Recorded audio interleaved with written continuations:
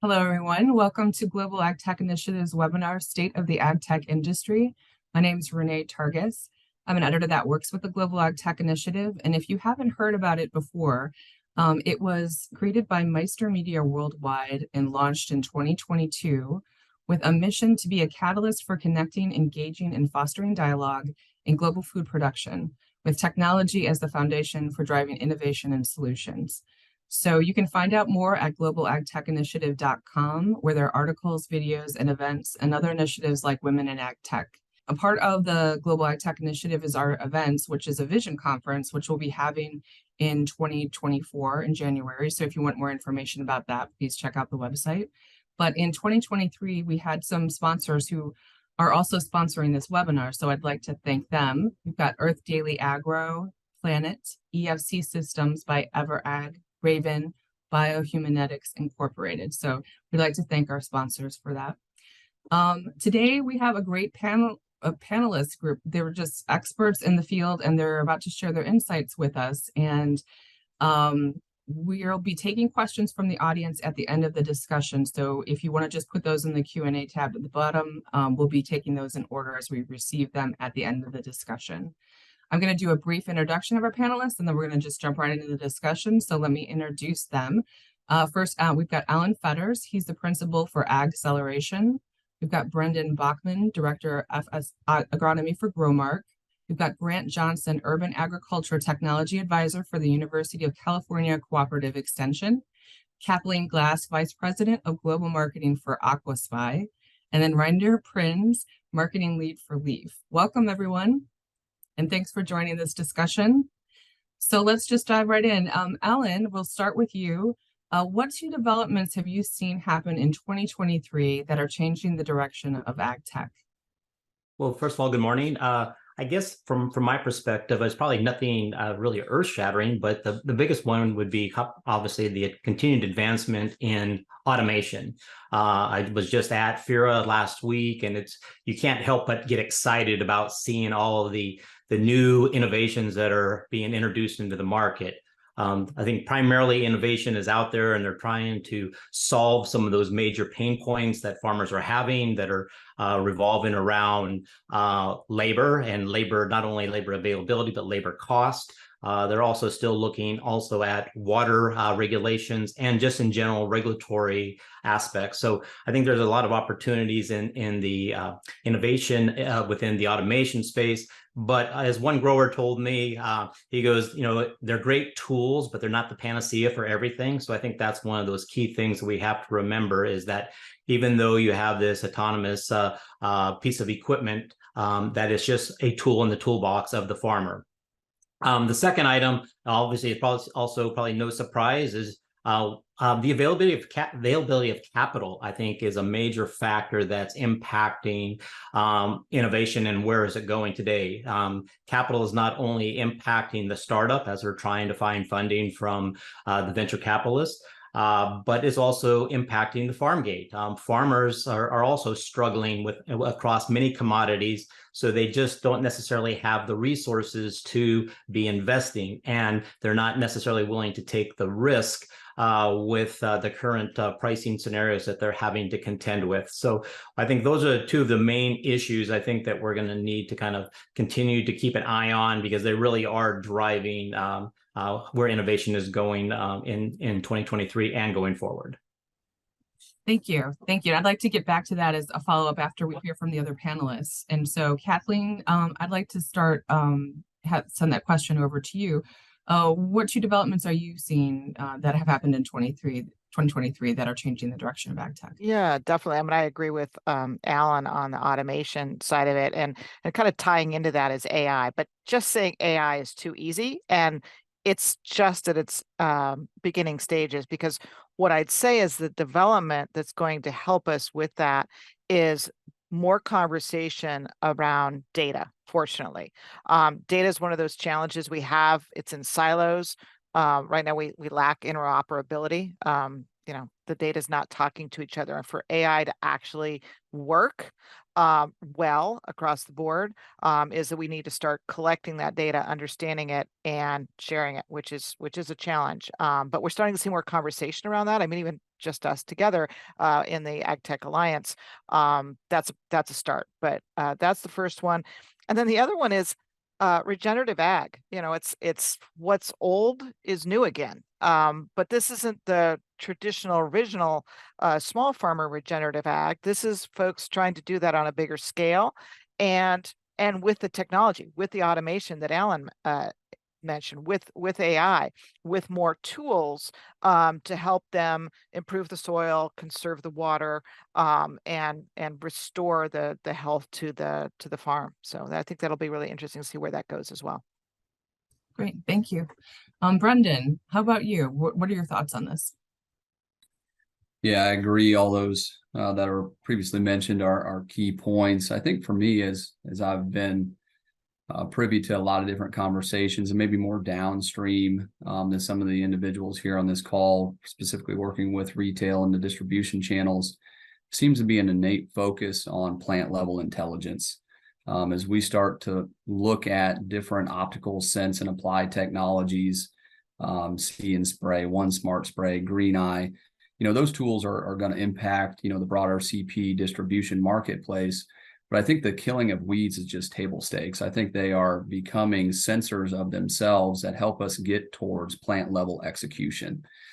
You pair that with other companies and novelties such as digital twinning and being able to offload that information in a concise format, in an ingestible format that allows us to model outcomes.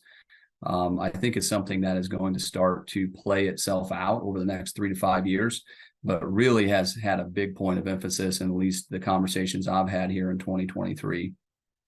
Team in some longer term value propositions there and biotech traits that have the ability to sense plant level stress and send those back to us from a remote sensing capability. What does that plant level decision making become in the future? I think is a little yet to be determined, but a lot of focus that I think is going to change how we continue to progress forward in the state of agriculture. Bullet point 2 here for me is probably digital augmentation. I think both Alan and Kathleen touched on this a little bit. AI is a part of this, ChatGPT, large language models. But really, in essence, what we're trying to do is to do more with the same amount of labor, or even do more with less labor. And I think the ag tech industry, I think a lot of the consortiums that have been put together is really focused on augmenting that agronomist, augmenting that individual, and maximizing their efficiencies to get them to do an exponentially more amount of work with hopefully neutral or even reduced hours in a day. And so there's been a lot of progress made on that. I think data interoperability is a part of that, Kathleen. And I would agree, we're not there yet as an industry, but I would say that the progress that I've seen in 2023 with companies willing to come to the table and even data sets starting to show up in more seamless integrated ways into more holistic platforms has been a trend that has been capitalized on, and I think it will continue to move forward and progress where we're going. All right, thank you, Brendan. Brian, do you have any points of view on this that you feel like are a little different than what people are saying here right now? Yeah, thanks. I definitely agree with everything that's been said. Something that I see, especially here, I'm at a moment at World Agri-Tech in London, and I think we've seen all year is that, like Alan mentioned in the beginning, that capital availability has changed. Obviously, interest rates have gone up. Disposable income changes have taken place around the world, and I think that's really leading to a bit of a rationalization. And that sort of in 2023 has shown itself in the form of less of a focus on like vertical or indoor ag. So there have been some bankruptcies in that sphere. Also a bit of a less of a focus on plant-based meats. Been some layoffs and bankruptcies there as well. And I think what that really is showing, and probably the war with you in Ukraine probably feeds into that as well, that there's a bit more of a question around food, availability and also affordability there. That what consumers really want is healthy food that's affordable to them, produced in a way that's sustainable. And I think that's a focus that's really coming back where, growers have traditionally been really good at focusing on what their consumers want. And obviously there's always, short-term trends, long-term trends, there's noise in the market. But I think what I'm seeing and what I'm hearing a lot, especially here in London, which is obviously relatively close to the Ukraine, is that people really worry about, okay, well, are we going to have enough food? And that food is produced in a way that we can still produce this same amount in 10 years or in 20 years time. So I think from an ag tech perspective, the way data can help with that is really on everyone's mind, and that can be focusing on sustainability from, like, say, a carbon angle or a biotech angle, and how can we lower the use of pesticides or increase yields in new and novel ways, or how can we continue to increase the water use efficiency for the crops that we grow. So I think it's a bit more of a macro trend, but I think, in my opinion at least, ag tech is not insulated from that. And it really shows that what the market wants and the trends that we see in the larger agricultural or food tech sector is what ag tech has to support. And I think we've seen that in 2023 very clearly. And I think that trend will definitely continue, because what the consumers want in the end is what we as an industry have to focus on. Great, thank you. Grant, what are your thoughts? Man, last but not least, excellent thoughts, everyone, so far. I kind of may like to touch a little bit on Reinder's mention about bankruptcies for indoor production.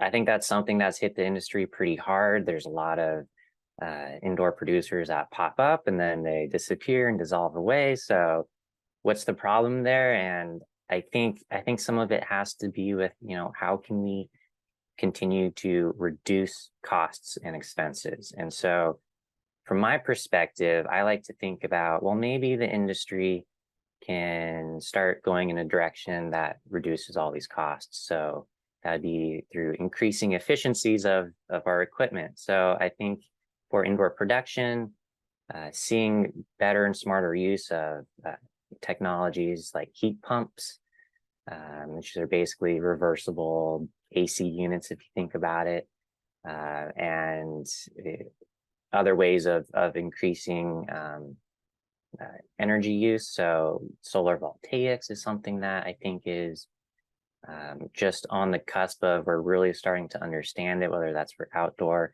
production or even some of the technologies for greenhouses, like the solar voltaics that are see-through, or maybe only capture light that's not used by the plants. And so these kinds of small little efficiency gains can really add up and try to support more of the industry. So I feel like that's kind of where the state of ag is, and currently where it can project forward a little bit too. Great, thank you. Mm-hmm. Just a reminder to our audience, we are taking questions at the end of the discussion. So if you have questions, please put them in the Q&A tab at the bottom of the screen. So before we get on to our next question, I had a couple of follow-up questions for some of the panelists. Alan, you were talking about growers using ag tech as tools, and there's been this whole discussion about adoption and why are growers not adopting as fast as maybe ag tech companies would have had hoped. And you were talking about, they look at it as its tools and I hear talk about in the industry is that a lot of growers sometimes use these equipment. It doesn't really have a payoff for them. What's your take on all of that? Yeah, that's a very good perspective of what is kind of going on in the market.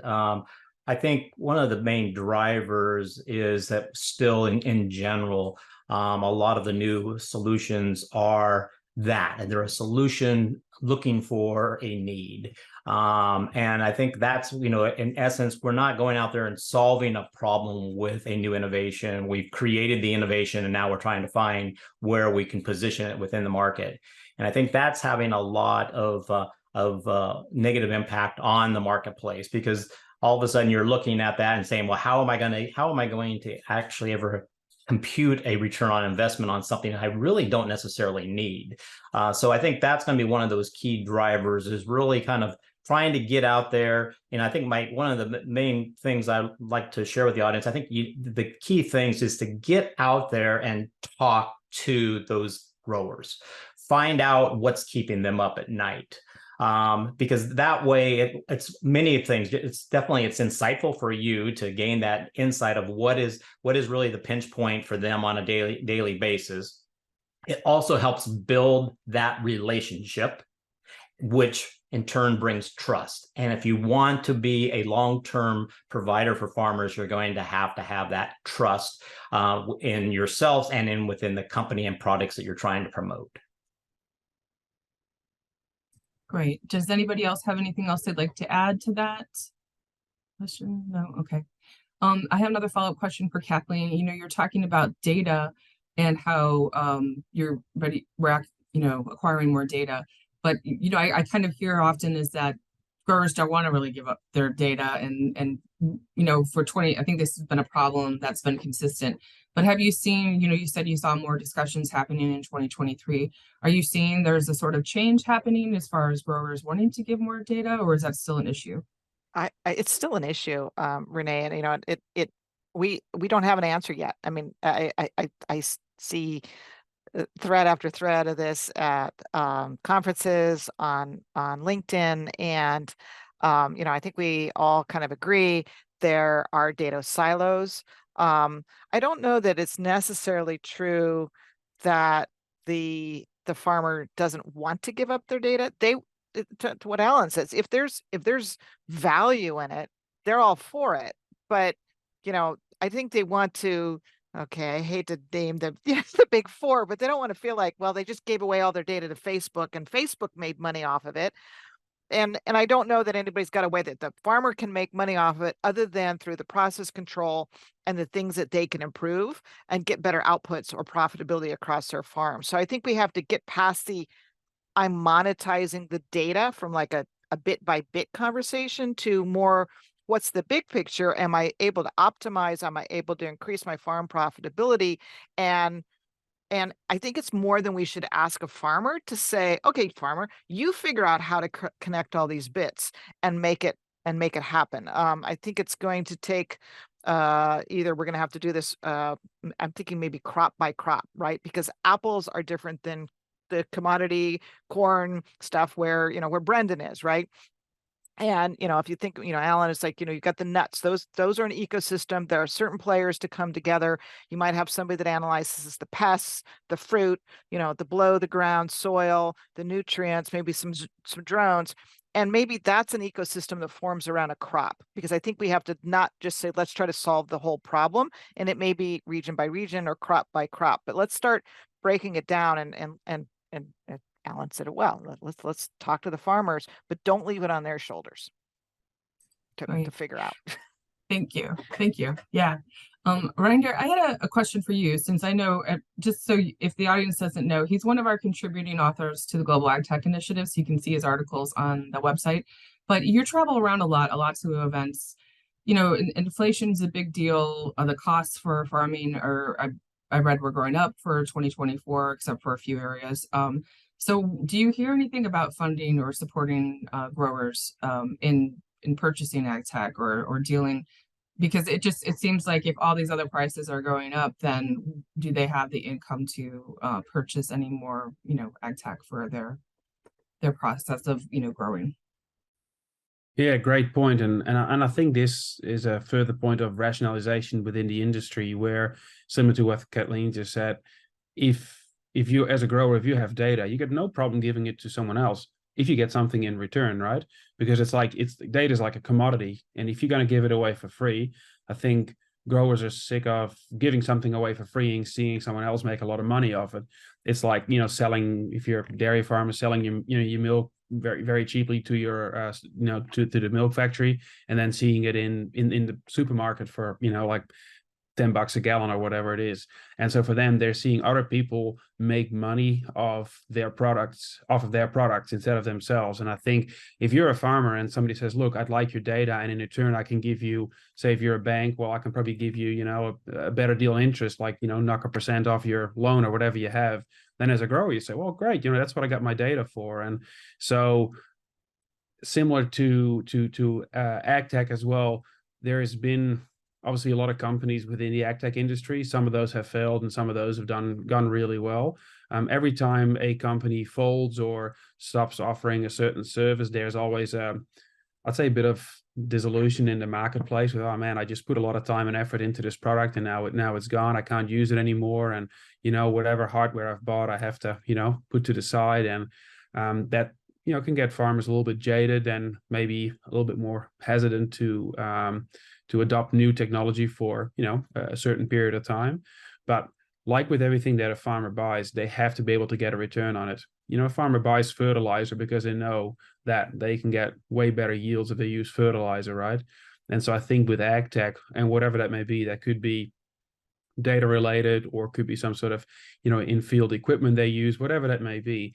If they know that, it fits in their farming schedule, they're able to operate it, it's affordable to them, and they know they can get an ROI on it. I don't think there's any problems for farmers to be able to then say, look, I get funding for it because, whether that's from the bank or they might have enough money, whatever the case may be. But as long as they know they can get a return on it especially in this kind of, environment with, I guess having had a fair bit of inflation, interest rates are higher, capital constraints, for growers to then take a leap of faith and say, look, I'm going to adopt something I don't know I was going to pay anything back or is going to do anything for me. That's probably a bit more of an ask. That's more difficult at the moment.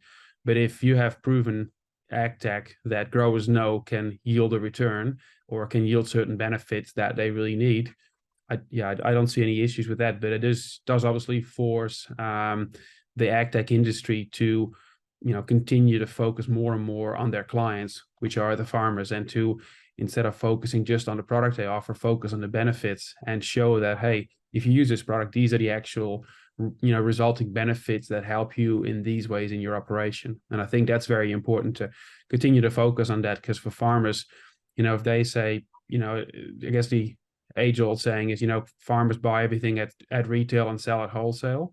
And that's sort of the same thing there, where, if they give away data for free on the one end and they get nothing in return, and the other end, they adopt ag tech that does nothing for them, you're going to get a whole group of disillusioned farmers who want to know nothing about it. Yeah.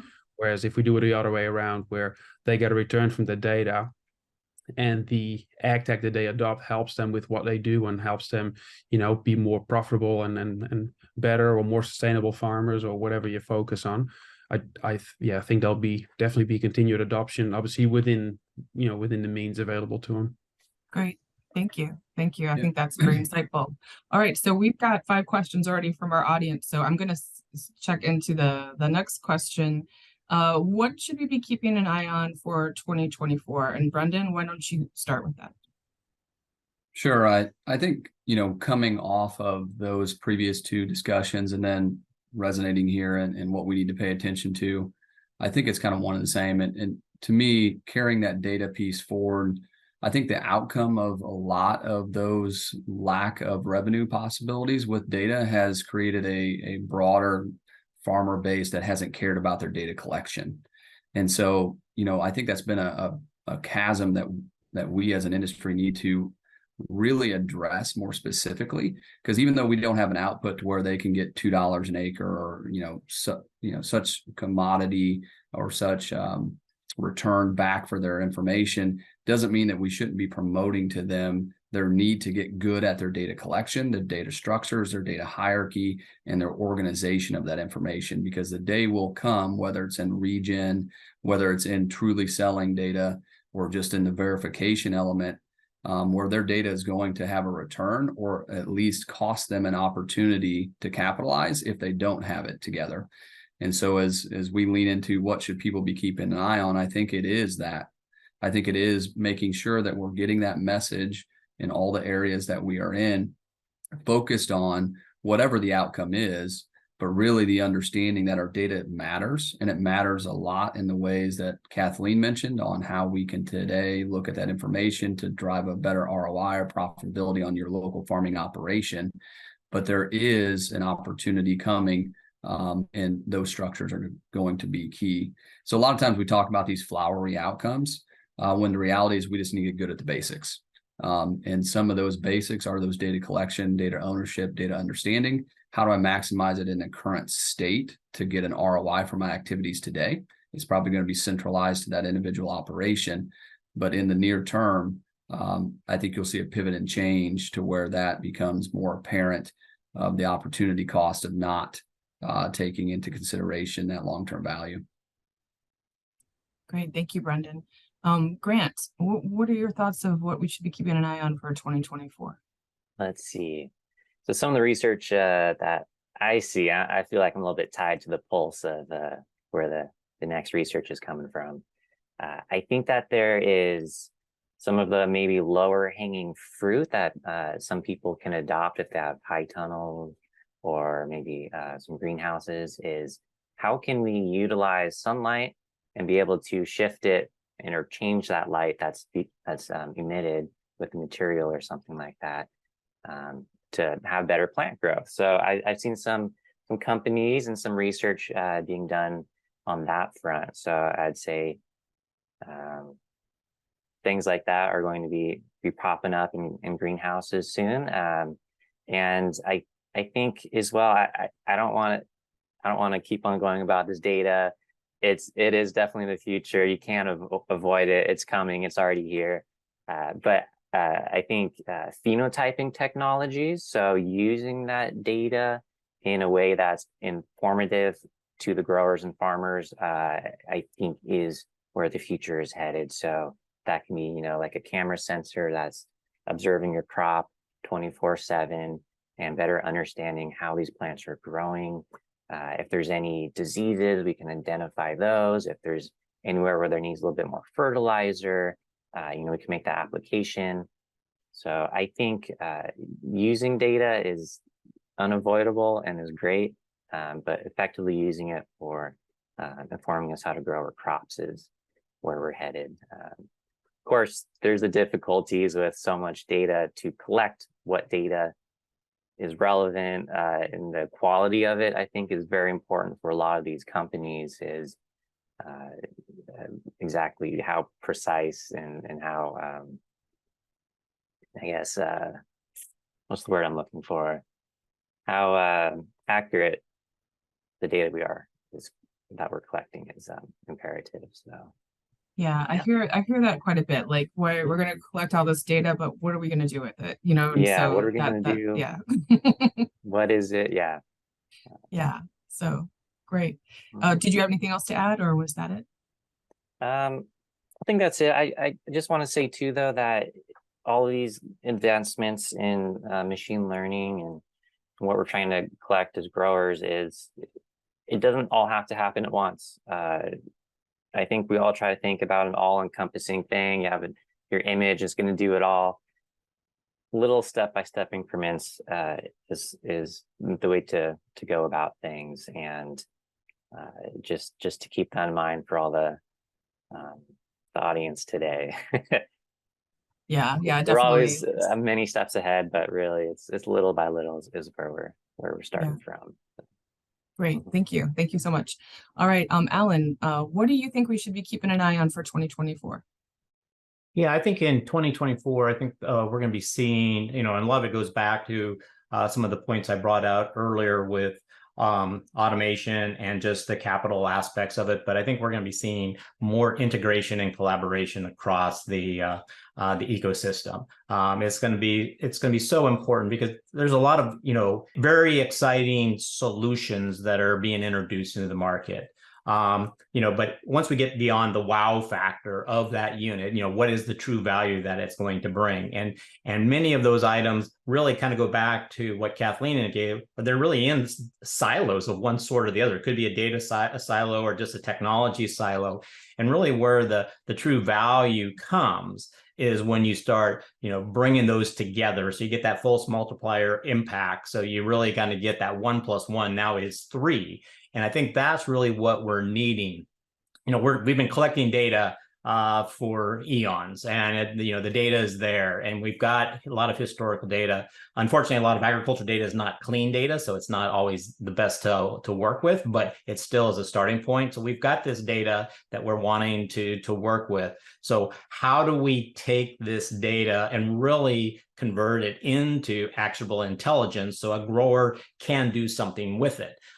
We still are. That's, I think, where we're still kind of struggling, is that a lot of these solutions are very specific to a certain element. And if you start looking at that element and you combine it with another element, now all of a sudden you're going to be able to gain some new opportunities that you can actually do something with. And I think so we're going to be seeing that not only from that.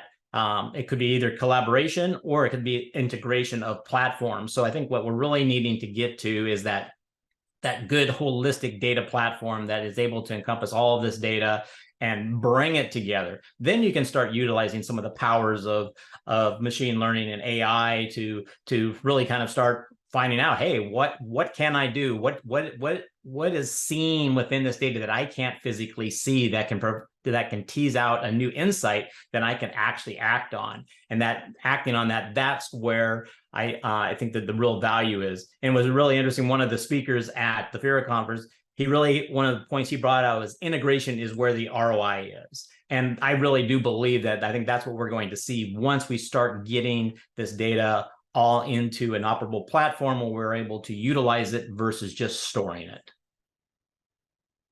Great. I was talking to someone from Bosch, and they were talking about 5G and that being sort of a big determiner as far as getting all the data in and having it be able to talk to machines and kind of speeding that all up. But let's go to Kathleen. And Kathleen, what do you think we should keep an eye on for 2024? I'm going to roll. This has been great because I'm going to kind of roll up some things that Grant had said, Alan had said, Brendan had said. I do really think that we need to get to that 360 view of the what did I call it, the crop, the air, and the soil, right? Because these are the things we got to fix, but start really, really tactically. And so some of the things that I wanted to think about, like how can we get there? One of our, I love the energy piece, and we don't talk about the energy piece enough. So, listen to what Grant said about that.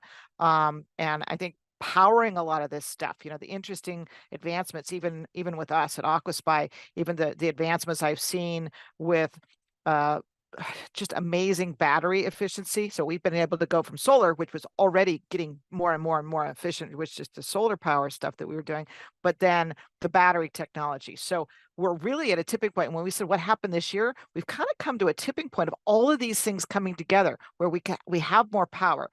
eSIMs were, I know this is a little bit more the last question, but I really was thinking pulling all this together. So why now, right? eSIMs were another big change. And eSIM is basically just like in your iPhone. And you guys with iPhones are like, hey, I can take my iPhone. I bet Reinder's got one, and I can go anywhere and connect to pretty much any cellular connection. Now, what does that mean? It means that my plant or my soil monitor can go anywhere in the world and be now a lot more interoperable when we use that word, right? So it's not just about the data sharing. It's like, can we connect anywhere? Can we be usable anywhere? And can we power it for long enough for it to share this data, which was another big thing that happened this year. So start simple, put some sensors in the ground, get a baseline, right? Know where you are now, because you're not going to be able to change, develop ROI, or evolve. Set these baselines now with this basic data that you can get from a simple sensor. Just start there. The other thing I wanted to say is I want to say this out to all the ag tech folks, because I've seen this challenge, and for all this to happen, ag tech people, get a real API setup. Don't rely on Excel dumps. Okay, let's move past the basic Excel dump. Let's get a modern API setup and start sharing. And I think Alan was talking about this. It's going to take, say, us with soil sensors to get together with maybe these new guys with AI pest detection. And we're like, okay, if we put all this together, what did we learn? All right. Or if we partner with somebody who has evapotranspiration data, Can we build, you know, and I've been working with some of the extensions and working with some of their scientists. It's like, let's put more of this together and see what we learn. To Alan's 1 + 1 = 5. Or if we have 1 + 1 + 1 was 1, it gets 10, and then we can really start to build those digital twins in the magic way that we want to do. Is pulling all this together and looking at it from all the different angles, because some of this, like the artificial intelligence pest sensors, that's disruptive from a standpoint of like, well, gosh, if we already know that's a good pest or a bad pest, maybe we don't have to kill them all with this other way, and then we can predict disease and pests coming out of region. And so it's then sitting down going, wow, that's totally transformative. How does this impact us even as a region or as all farmers? So yeah, there's really interesting stuff coming. I'm excited about it. But co-opetition, we don't do this by ourselves. We have to sit down and go, I'm not competing with other sensor people. I need to collaborate with them, because we can figure these problems out better and faster together. Great, great. That's good. I'm hoping that happens and we're going that direction in 2024. Okay, so Reinder, we've got 11 questions. So really quick, what are 2 things that you see to look out for 2024? And then we'll get into the audience questions. All right. So I think what I'm really seeing, and this is again piggybacking on what's been said previously, is I think there'll be a lot more, like a bigger role for AI, and it sort of has already started to move from more of a novelty to like a very integrated part of the ag tech industry. And like Brendan mentioned, you know, data collection is very important. Alan mentioned, you know, not all data is clean, but we do need to get data together. What I see there is that obviously if you want to use AI, you're going to have a big data set with standardized, clean data, right? So that the AI has data to go off of to make, you know, to do whatever you program it to do. But I also think that AI can be really instrumental in the data gathering process. Up to now, a lot of ag tech companies and everyone else in the industry has asked farmers or their advisors to gather data on their specific app. So you have to use our app to input what you're spraying or what you're harvesting, or you have to, you know, really use some sort of proprietary piece of software to get the right data into the right database, really. And then, like Kathleen mentioned, well, you know, you can have APIs that can do that for you. And I think that AI can play a huge role in that, where whatever way the grower uses at the moment to gather the data, and that might be written down in some form.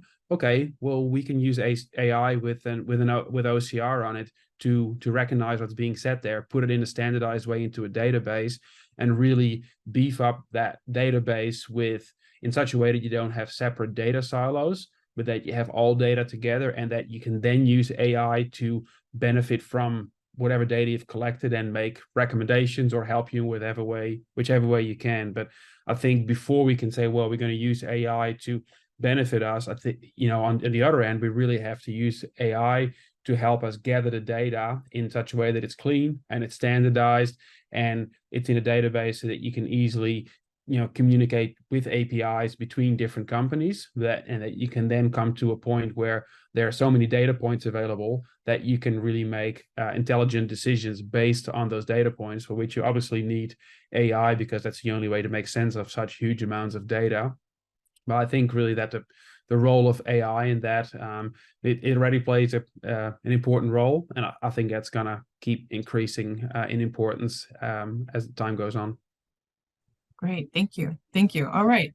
So I'm going to start with the audience questions, and let's see. So this is a question about the EU. So raise your hand if you out of the panelists if you think you can take this question. With the challenge in the EU to use aerial application, how confident are we with drone application to be implemented in Europe specifically? Can anybody speak to that? No? Okay. All right, we're going to go to the next question. We will try to, if we don't answer your question on this webinar, we'll try to get an answer to you as we have your email in that. So next question, you mentioned digital twinning during the planet level discussion. Can you give some examples of using a digital twinning with plant level scenarios? Does anybody want to take that one? Yeah, I can jump in there. Yeah, so the amount of data that we can collect with these cameras that are literally, optically sensing every plant is extraordinary. And think of these, sense and apply technologies, and there's not just one, there's many, right? And I think we all can understand the amount of effort that's been put behind this space to help reduce the amount of herbicide volumes and really increase weed efficacies by being able to more effectively team that up with maybe a companion product that has a little bit better control. But an output of that is then what can we do, or what should we be looking to do with all that information that is being gathered? And various companies have various stakes in this. But an example of a digital twin is, let's say that we're going across that field, whether it's by drone or whether it's by ground rig, but we're capturing some type of image of every plant. From that becomes a mathematical problem. The size of that data is massive. You're talking terabytes of information that is difficult to move, hard to digest, and doesn't give you the real-time insight. So what the digital twin capability allows you to do is really just synthesize that down to what are the key elements that they saw, the anomalies through machine learning, and then hopefully broad characterization of those agronomy decisions. How many plants or what percentage of this field had a nutrient deficiency, what percentage had, weed infestations, disease, so on and so forth. And then as that information is offloaded, you can then get a very clear picture of what is the appropriate agronomy response to that individual field signature. And so if we look at it in that level, how does that then help derive ROI? Well, I think it's a pretty straight A to B connection. Today, we make a lot of assumptions in large scale row crop agriculture, and what I'm speaking towards. And we see something twice and we assume holistically that the next time I see it, it's most likely the same problem, when in reality, that may not be just. And so with that level of intelligence, we should be able to not only make better whole field decisions because we're getting information back to us that is real time or within reason real time, properly quantifying and categorizing the circumstances within that field to get to the right product, to get to the right management decision for that individual field or farming operation. The other part that it will do for us holistically is to be able to more predictively model outcomes. And I teased that out a little bit, but I really see a world where, farm simulation is real. We talk about all the people and labor issues that we have and how, there's not too many people wanting to come into agriculture. Well, there's something like 95 million downloads on the farm simulator inside of, the Apple Store. So there are people interested in agriculture.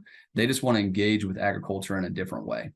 And so if we can look at those agronomy outcomes based upon a digital twin, based upon a simulation with a high probability of response, I think you're going to see a lot of people show up in ag that's going to carry us forward with the mindset and the intelligence of what the current consumer or the current workforce has. They're not the same as a previous generation, but if we learn how to work with them and their strengths and talents, they'll take us further than what we could ever imagine. And so there are real and practical outcomes sooner rather than later that probably deals with the agronomist making a decision at a higher rate.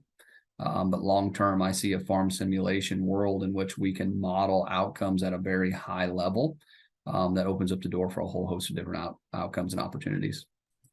Well, that sounds exciting, especially with the interest, like you said, of, growers wanting to interact with agriculture differently and that attracting, more or a different group of growers. There's this other question. Are there any efforts to open source data sets, perhaps through educational or government agencies? Does anyone want to take that one? Kathleen? Yeah, Grant may have some to add to this too, but I know there's ARES, USDA has some data you can access. I attended a presentation from NASA. I know there's the data that they're collecting. I know Elias Scudiero uses a number of different data sets. Grant, do you have any others you want to add to that list? Yeah, actually, I think the University of California has some data sets that you can find as well. or That's what I was I think they thinking. were trying to do that open source, so trying to take images of plants and have them available. So there's definitely resources out there. I think it might depend what you're looking for, whether it's weed data, plants, pests. Sorting through that might be a little difficult, but there's definitely efforts to put some of this out there. And I think the more the merrier, of course. And Great, yeah. thank you. Does anybody else have anything that they wanted to add to that, or? No? Okay. Another question, and I think, Grant, this might be for you. What is the role of higher education in this discussion, and how are you involved in it? That's a great question. So I think for speaking for higher education, a lot of the advancements in our technologies, I think stems from universities. And so a lot of professors who are researching it, it all trickles down. So all the students, they're working for all these tech companies now. So I think higher education tries to understand and push for all these technologies to come about. And for my role as an extension advisor is trying to distill down that information from the universities to the farmer. So I'm a little bridge between all this research and understanding it all. So I think that's a role. There's a lot more extension agents like myself that are out there. So utilizing, the local extension is the way to go. So yeah, and then as far as government agencies, they're always advancing and providing research proposals and grants and trying to understand and push for all these technologies. There's a lot of urban agriculture grants, and there's grants that are trying to, understand all this big data and all the companies that are, working on these efforts too. So, So Yeah, it I, sounds if I, like, c- yeah. if Yeah, I go can ahead, add to Kathleen. Go that, ahead, yeah, Kathleen. if I can add to that, yeah, I'm definitely seeing more tech and extension or tech and university collaborations. I know that's certainly something that as the marketer in my company, as a tech company, we're out making sure if there's research being done and our technology can support it. So that's one thing. We can support research with the technology that we have. The other way you could come at it is you can look to the universities to kind of test out, prove some of your technology. I mean, sometimes the technology comes from the university, but you can also then say, hey, let's put this in a research farm. And I'm seeing more and more of these more public-private collaborations with the different research farms in different parts of the US and different universities. And I think there's a really healthy need for those kind of relationships to continue to grow. Yeah, great. There's another question here. It says if the data was captured by the retailer or sales agronomist to use in compliance and record keeping for their growers' contracted acres, it could also be used for other initiative for the food companies to show sustainability and regenerative practices to the consumer. Would it not make sense for the retailers and food companies to standardize on a platform? Does anyone want to take this one? Yeah, Oh, you got both. go ahead, Render. Okay, I said just a little bit from, I guess, from my perspective. So my previous role with AgWorld, we worked a lot with ag retail, and now I work a lot with different data sets and different players in the chain. I guess the question was, would it make sense to, I guess, all standardize and all work off, either it's the same data set or the same standard? I think that would be great. But I think also that reality probably shows that is a very tall order for many companies, because then you ask, take some of the biggest companies, John Deere, for example, you ask them to standardize all their data into a specific new format, which would have impact on basically every part of their business. So their monitors they've created and everything else within their machinery. Is that likely to happen? Do they have enough incentive to do that? I doubt it. And then if large players don't want to do it. Is there incentive for someone else to do it? Maybe not. And I think that's the thing where, will everyone standardize? Like, would it be ideal in an ideal world? Oh, it probably would be. Is it going to happen? It's probably unlikely, because for those companies, if they're going to dedicate a lot of resources to doing that while they also have other priorities that they would like to address to improve their product, it's unlikely to be on their roadmap. And so I think instead of everyone standardizing to the same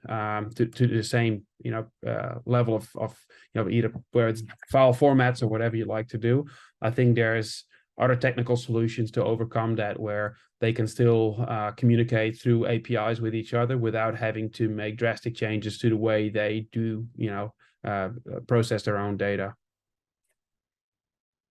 Yeah, I'll just add to and say yes. And at the end of the day, I think individual companies are good at their own individual niches. And so as we look at standardization, a lot of times that may have an impact even into the UI.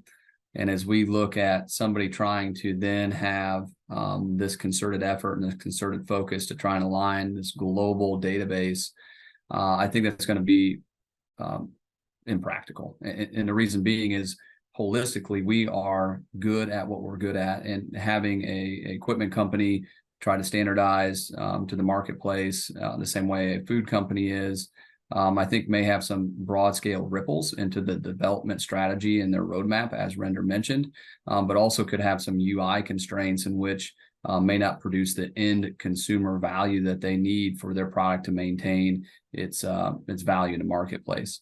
And so really what we've seen is almost a desire to collaborate and bring that data together and use people such as Leaf to help us with those data sets, to get those into a cleansed, usable format on the backside with like these intermediary or these middleware companies who are really good in seeing that gap and bringing that information together for a broader scale utilization. Renee, I was also going to, I agree with the comments that have been made. I think, Brendan hit the nail on the head when he said the collaboration. I think that's going to be the driving factor. I mean, right now, a lot of companies are not as willing to share. I think we're needing to get, open up some of that, those communication lines between the various companies. But I think ultimately, the direction is, the processors, the CPGs, they're going to be wanting to know what's going on that crop and how is it being grown, and having that fluidity of that data in some form or fashion into them so they're able to meet their metrics is going to be a key element. But you're having a lot of people that you're having to bring into that workflow. You're going to have the farmer, you're going to have that retailer, you're going to have the processor, ultimately all going to that CPG who is ultimately going to go to the customer. So it's going to take a bit of time to get all of that information, especially when we're still struggling at the farm gate with a lot of the data at that particular level. So, but I think the long-term goal is to be able to have that transparency and that visibility of what is going on and where it's going on and how that crop is being actually grown. Mm-hmm. Great, thank you. Okay, we've got several other questions. So we'll try to get as many that we can through, but we need to make a hard stop at 11 a.m. Eastern time. So the next question is, what have you seen work best when engaging growers for input and feedback on emerging tech? We heard a few minutes ago, just don't ask the farmers. It seems to me that without their input, we will continue to see solutions looking for problems. What do you see working best here? So who would like to take that question? Go ahead. Yeah, I think, I think that's one of the biggest issues is, really for that farmer, number one, to have the awareness. I mean, I'm surprised the number of growers that I interview that in many cases they're not aware. So there's been somewhat of a lack of a communication stream of what type of solutions that are out there. So I think that's a key factor. So that's slowing up the adoption. But I can't stress enough that, put on your pair of boots and get out there and walk the fields and be able to visit with those growers to better understand. Otherwise, we're just going to be, continuing to invent interesting solutions, but they're not going to have a fit to the market. So the lack of adoption is just going to resonate. So I think if you're really wanting tools to provide value, you have to understand where their need is. And if if I can't see that my investment is going to provide some type of a return to me, either, make my life easier, make me more productive, or make me more profitable, I just am not going to invest. Go ahead, Kathleen. Yeah, and I think we can all support that effort. I mean, there's a one-to-one communication, sort of what Alan's describing, but I think that there's a one-to-many that might be even more efficient. And so, how, we were just mentioning FIRA had just happened, and I think they've done a really good job, but it was a temporary sort of demo farm, right? So I think that this idea of demo farm is the safe for the farmer. Their safe way. They don't necessarily have to be the one experimenting, but they can be observing, go along for the ride, hear from their neighbors, share that communication of, did this work, did it not work? And so we need more of that one-to-many. I'm a huge fan of UNL TAPS. That's been going on for years, and they just added cover cropping to their whole process. And that's a farm competition, but also, the data the farmers are all sharing. They've got a profitability goal. They're managing inputs, but then that data is shareable. And so not data as in like we get all that data, but the outcomes, what happened, did this work? And so they then share all the different technology that's typically donated or sponsored by providers. They have a number of different offshoots. So there's a Colorado master irrigator. There's a new one forming in Mississippi. And you also probably noticed that all of those had a research collaboration arm, right? So this is where the public-private combinations, I know there's, the Farm of the Future.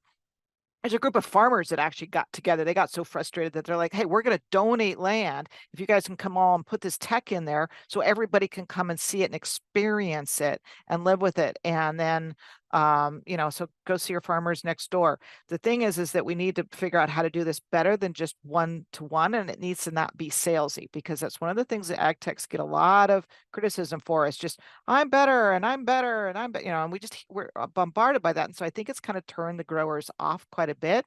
And then there's a cycle that, with the funding cycle and the experimentation cycle, the growers need, by the time a funded tech company goes out of business in 3 years because their funding ran out, the grower's like, well, what, that was 3 seasons. That was barely enough for me to even understand if it was working and to make my process change using and adapting that new technology. So more of these kind of experiment farms, demo farms, doing that in a lasting sort of way. I think that's one way for all of us to better understand what's working and what's not. Great. Thank you. One key point I might add here. We need to get really good at defining expectations too. I think a lot of times we've come with technology that has oversold itself and had no chance of actually providing value because of the expectation that it was brought on with.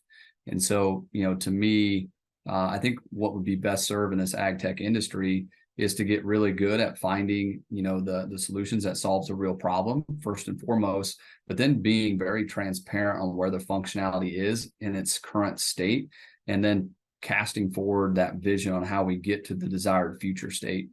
The number of times that we have brought on technologies that, felt good in the sales approach, Kathleen, even in the vetting process, worked as close to what our expectations were. But then when you got into the real world experiences, it broke down rapidly, whether that's been environmental constraints, whether that's been, a whole host of other factors.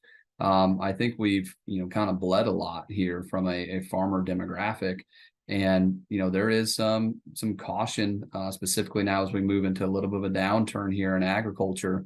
And we're going to have to be really good at defining what we're doing and setting proper expectations to get to the outcomes, and not a burn rate that ends up, killing the company in 3 years. Great. Thank you. We've got about 2 minutes left, so I'm not going to take another question.